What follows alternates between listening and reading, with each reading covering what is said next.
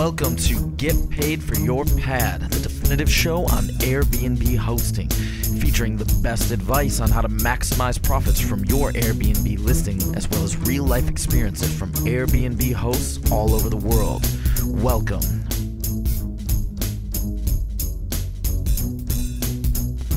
Get paid for your pad. Get paid for your pad. Get paid for your pad.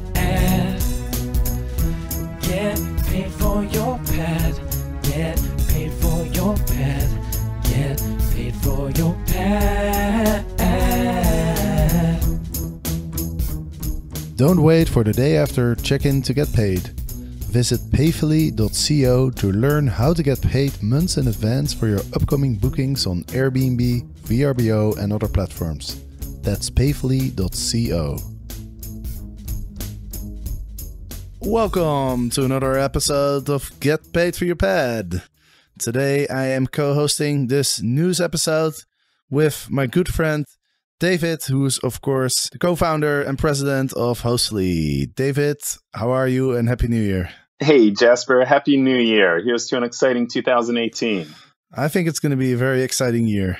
Yes, lots of changes in the vacation rental industry in 2017, and it seems like it's just going to keep going this year. So it's going to be a fun time for everyone in the space.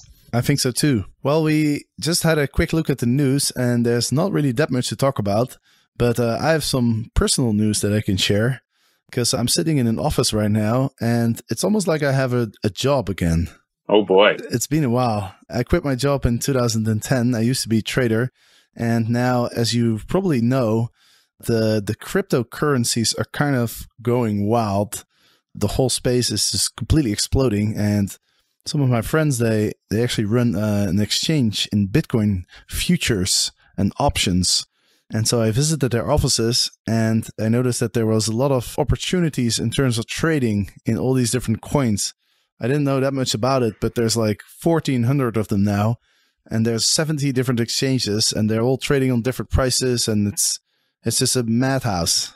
Wow. All right. Yeah. Everyone's talking about it. And in fact, I've been starting to see talk about it in the vacation rental space too. I think there's one company called CrowdSell, which is talking about being on blockchain, and Binding Tree is a popular startup that is in the just travel space in general. They have a deal with Lufthansa. And also some news, we didn't talk about this, Jasper, but since you brought this up, there's a company called Rentivo, which helps individual Airbnb hosts make a website and list on other platforms. And they've partnered with a company called token, I believe, something like that. And they're going to be offering that as a currency and a way of using blockchain to be in the vacation rental space. So it's popular all around, and we're starting to see it creep into home sharing and vacation rentals. Yeah, absolutely. I was going to mention the B token. I think the pre-ICO has already ended. So for those who are not familiar with these type of ICOs, they're initial coin offerings, and they typically have a pre-ICO offering where some accredited investors or some people in their network of the founders, they can invest, and then they have a public sale. And it seems like the public sale will start on January 31st. I've heard the B token is going to be a pretty good one. I've personally invested in another ICO called Atlant, and they are also planning to become the Airbnb on the blockchain. But they're also aspiring to start a platform where you can sell parts of your house, which I thought was a really interesting idea. So you can, instead of investing in a whole house, you can just buy percentages in other people's houses. And then basically what you could do is you can do like an ICO of your house. So you can crowd sell your house, so to speak. Yeah, that sounds like a great way for people who have done well with their house and want a little more liquidity to be able to get some of that while still be living in their home. So keep us in the loop on how your trading goes. And sorry to hear you're not going to be traveling as much. Hopefully you can get on the road again soon. We always love hearing about your travel adventures. Yeah, well, I have no idea how long this is going to continue. I mean, it's so crazy, everything, right?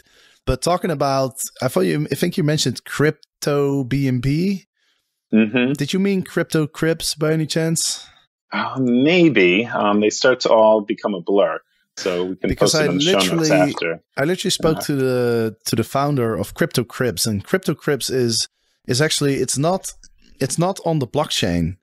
It's interesting. It's just a regular sort of website, but the difference between Airbnb and CryptoCribs is that you can pay with all sorts of different coins. So you can pay with Bitcoin, you can pay with Ethereum, you can pay with Litecoin. And I am actually interviewing him tomorrow. So on Monday, we'll have the interview with the founder of CryptoCribs live. So that should be really interesting. So I actually was talking about CryptoBNB. So that website is cryptobnb.io, and they have an ICO in 35 days. So everyone's doing it. So you can ask CryptoCribs what they think about CryptoBNB, and they can talk about the differences. CryptoBNB. See, I'd never heard of that before. It's crazy how much is going on in the space. Well, let's quickly go over the news in the world of Airbnb. There was really not that much going on. I mean, most of the stories that I found were about, the people that rented out their houses for New Year's and had people throw parties at their places. Yeah. Now, there's quite a few of them in the news, but we're not going to go through all of those. But you mentioned one that was kind of a little bit more interesting than all the other ones. So I'll let you talk about that one. Sure. There was one, and it's always frustrating talking about this and this being in the news. But on a side note, I remember last year, I think, they mentioned there were 1 million stays over New Year's. And then I heard there were 3 million bookings on Airbnb over New Year's this year. So it's incredible how much it's increased over the years, and it still is going at a rapid rate.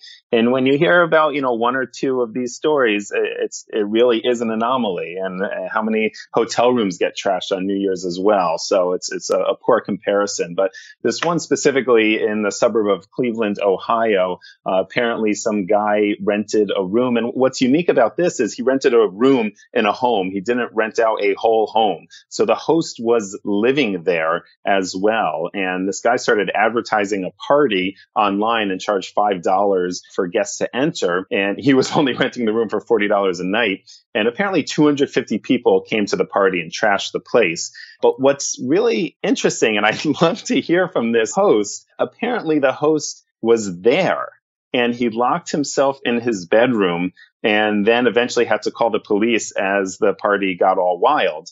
And I'm just curious how he even let it happen. If he's living there and he sees one person coming and a second person coming, like that's a red flag right there, and it should be stopped. So oftentimes it's a private rental and the place gets trashed and it's not the host's fault at all. And I'm just really curious. I'd love a little more information from the host on how this happened. And why didn't he join the party? I mean, if you have 250 people trashing your place, you might as well have some fun with it, right?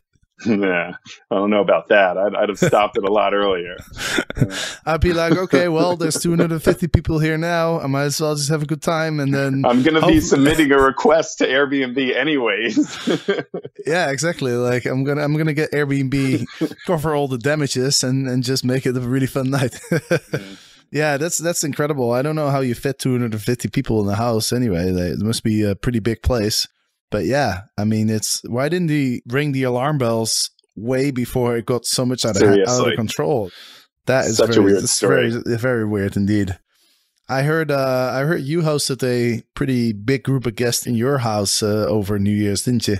Yes, I went away to Idaho, visit family. And so we have basement space that we rent out on a regular basis. And 5 is our max. And we actually had a group for 5. And then the main 2 floors of the house where we normally live, we rented that out as well because we were traveling. And we had a group of 6 from Australia. The group of 5 was from Texas. So we had a total of 11 people in our home while we were gone. And everything went fine. And a shout out to Keith Friedman and Hostwell for taking care of my place, helping out while I was away. I know he's been on the show before. There was one small complaint, and I know, Jasper, you want to talk about how you might see things differently from guests. We did have, with 11 people all taking showers, I guess, hot water ran out and a couple of people had some cold showers and they were complaining a bit annoyed. So I ended up giving them a credit, less than 10% back. So not a huge amount, but it seemed to make them happy and that I was dealing with their needs. My personal feeling is, hey, you're staying in a vacation rental. You're already a big group of 6. So it kind of just is par for the course and space your showers out and it's no big big deal. But also the gesture, I think, of offering a little bit back. I could have an argument as to who's right, or I can just give a little gesture and kind of nip things in the bud. And I think that increases significantly my chance of getting a 5-star review. It's not about bad things happening. It's how you address when bad things happen. And they were very pleased with how I handled it. So that's that little story. Yeah, that's not that much, less than 10%. Did they ask for a refund or did you offer it? No, they didn't. They just complained. So that was my way of handling it. And as well as being in constant communication a couple times, checking in to make sure that the hot water was back. The next day they took showers and everything was fine. So it really was just a one-time occurrence of everyone showering at the same time. They didn't specifically ask for money back, but it was clear that they were upset. So I thought this would be a good way to handle that. Absolutely. Yeah. And, I mentioned last week on the podcast that it seems that, dealing with unhappy guests or dealing with picky guests is one of the things that people struggle with the most. And since there's not that much news, I thought it would be an interesting topic to discuss with you, David. And so, I wanted to share the toughest experience that I've had on Airbnb. This is all the way back in 2013 when I'd been hosting for about a year or so.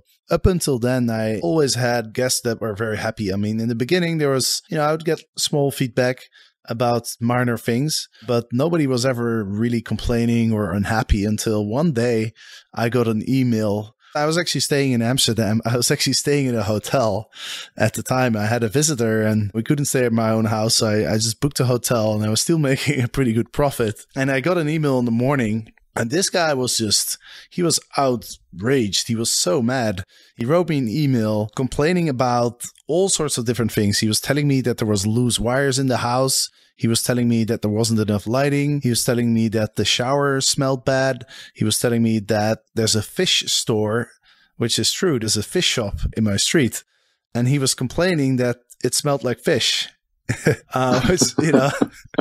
I mean, this guy was really mad. He told me, listen, like, your place is completely unacceptable. I've checked out. I've checked into the Marriott and I want, half of my money back. Otherwise, I'm going to call Airbnb. I'm going to tell them that your place is unacceptable and that they should take it off their platform. That's literally the email that he sent me. And that was the first time I've ever heard a guest complain. And so my initial reaction was, this guy is insane. You know what I mean? I just felt like, okay, this is complete nonsense. I almost wanted to go to the Marriott and just confront him and just say, like, what's wrong with you? I mean, 50 groups of people have 0 complaints. How can one person have that many complaints? Clearly, this is about you. This is not about my place. So I was kind of defensive. I wrote him an email back and I was basically saying, hey, listen, I've got all these 5-star reviews. Clearly, people enjoy my place. So I don't think you have a good chance of, getting Airbnb to get my place off the platform. But then at the same time, I also realized, okay, well, in the end of the day, it's a guest who's not happy. And, me as a host, I should be professional about it, right?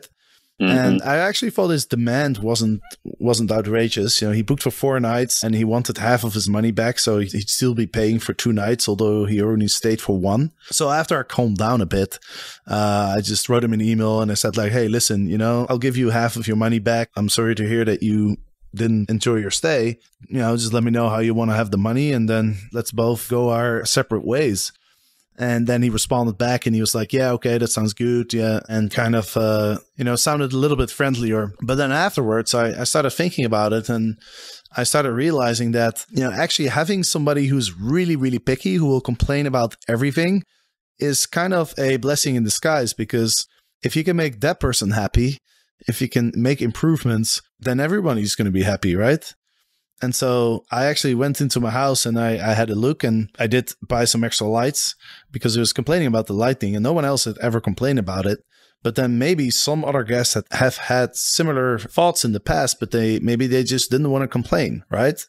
Yeah, so I ended up making some improvements. I fixed a couple wires and stuff. And as a result, my Airbnb was better. I was able to offer a better experience to my future guests. So looking back, I'm kind of thankful for him pointing out some things that I never saw and that, maybe my guests never had seen either, or maybe they saw it, but they didn't want to complain about it. So I kind of felt like I turned a negative experience into something positive. Way to go, Jasper. Way to turn that around.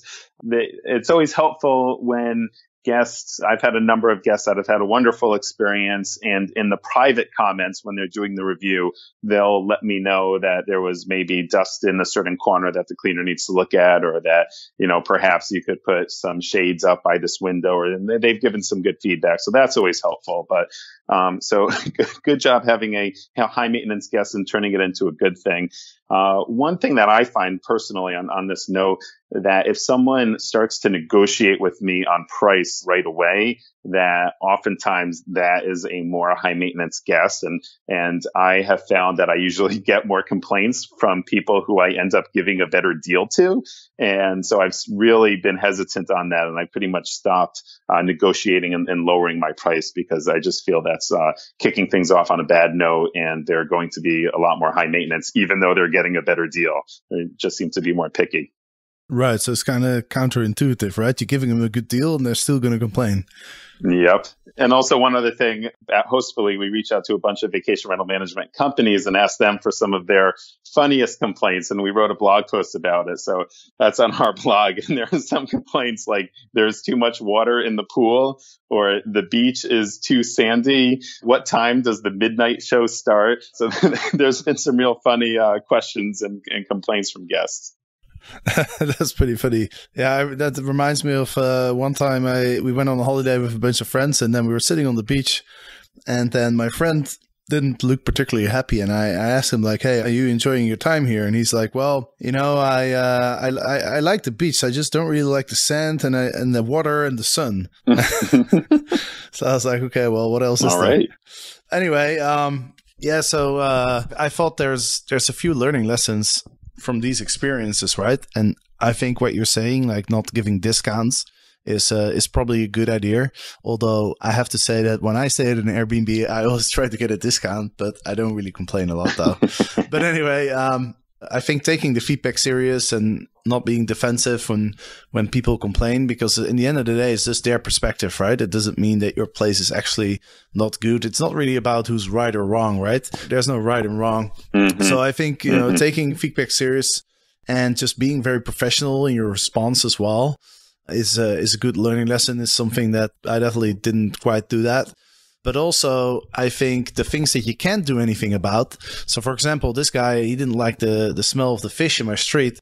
And so I ended up putting in my description, like, hey, if you really hate the smell of fish, you might not want to stay at my place because, there's a fish store a few houses away, which I think is, and we talked about this before, right? How it's important to be very accurate about your listing and to not only list the great things about your place, but also the things that people might not like. And it gives you a lot of credibility, I think, as a host. If you see somebody writing the negative things about that place, then you know that host is honest. There's not going to be a surprise. Absolutely. Very important to manage expectations. So I think it's kind of two-way. If you get a picky guest, you try to improve on the things that you can improve on. And then, the things that you can't do anything about, just put it in mention it in your listing. Amen. You agree? Yes.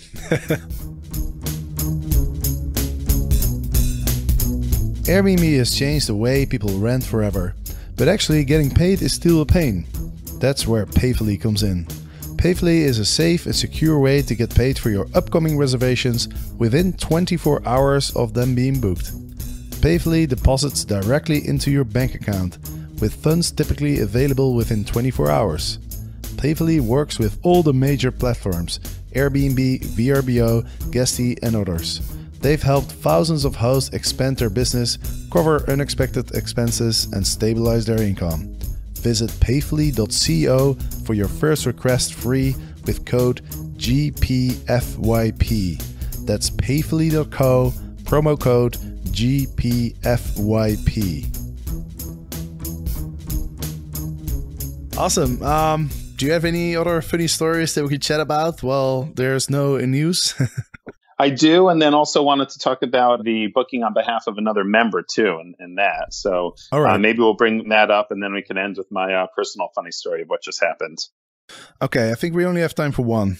But let's do the funny story. We'll talk about the other thing next week. That sounds great. So I have guests in my basement, and our neighbors have a new puppy dog, just a couple months old, and there's a little hole in the fence. So the dog came over into our backyard and was hanging out with our guests, and our guests really liked the dog. That was all good. They were having fun petting her. But then she took one of their hot pink underwear. Apparently they left the door open. So the dog went into our basement and took one of the underwear and then went back to her home, our neighbor's home. So fast forward a day later, and the wife finds the hot pink underwear in the house and goes to the husband and says, "Hey, is there something that you want to tell me? Whose underwear is this?" So he got a little defensive and like, "No, calm down, honey. There's got to be some reasonable explanation about this."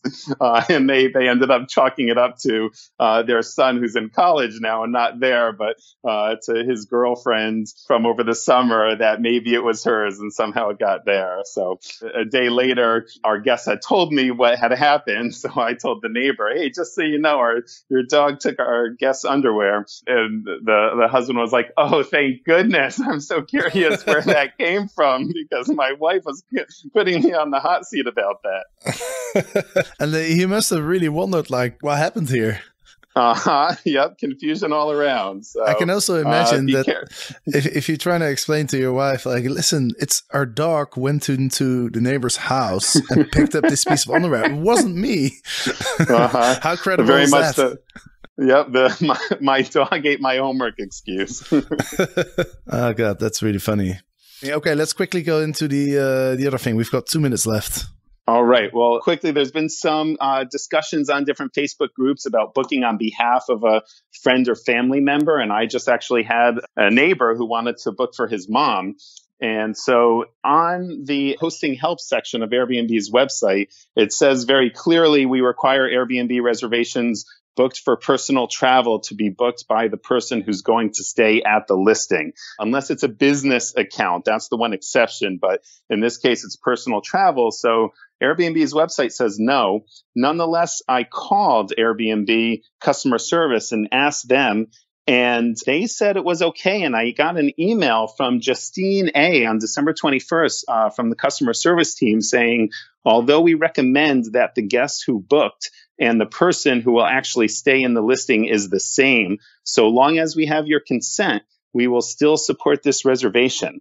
So it seems like they're contradicting themselves. And I'd love to hear from other people if you've had an experience like this and what Airbnb has said. They are contradicting themselves. One other person told me that the customer service team said that the person who's doing the booking should add to their profile the other person's name. And that will be a way to kind of get around this. So I think they're still trying to figure it out, and it's a little frustrating. And it's important that hosts cover themselves in case there's some accident. You don't want Airbnb saying, "Hey, well, you violated the terms of service by letting a third-party booking happen." So if there's ever a third-party booking request, I would, at the very least, you might want to say no, but at the very least, contact customer service and get in writing from them that it's okay, because clearly on their website they say it's not okay. Airbnb should really provide some clarity on that, I think, because that's the type of thing that will get hosts confused, and then there's all sorts of discussions going on, and then people don't know what to expect. Yeah, I definitely don't like it when there's other people staying at the house. Sometimes you get the message and then the people are pretty upfront about it, right? But sometimes people don't even tell you. Like, they'll do a booking and then somebody else shows up, which I think is totally unacceptable. Oh, yeah, that's not cool at all. And call customer service right away if that happens. And that reminds me of one more thing I forgot to mention when we're talking about how do you deal with guests that are unhappy and stuff. One thing that I didn't do, which I definitely would recommend people now, is if your guest shows up and if the guest wants to leave because it's unacceptable from their perspective, I think it's a really good idea to just call Airbnb, because I've heard of several stories where in similar situations, Airbnb actually ended up refunding the host and arranging an alternative Airbnb for the guests, so that both parties kind of got away with a good deal, and Airbnb kind of took the damage. Loss. Yep. So nice. That's probably a good idea. All right, cool. Well, thanks a lot for joining me on this episode, David. And I'm looking forward to cooperating more with you in 2018. And let's make this an epic year. Fun times, Jasper. Can't wait. 2018, here we go. Awesome. And for all the listeners out there, if you're interested in cryptocurrencies and alternative platforms to Airbnb, then make sure to listen on Monday when I'm interviewing the founder of CryptoCrypts.com, an Airbnb for Bitcoin and other cryptocurrency holders. So hope to see you then. Bye-bye. Get paid for your pad. Get paid for your pad. Get paid for your pad. Get paid for your pad. Get paid for your pad. Get paid for your pad.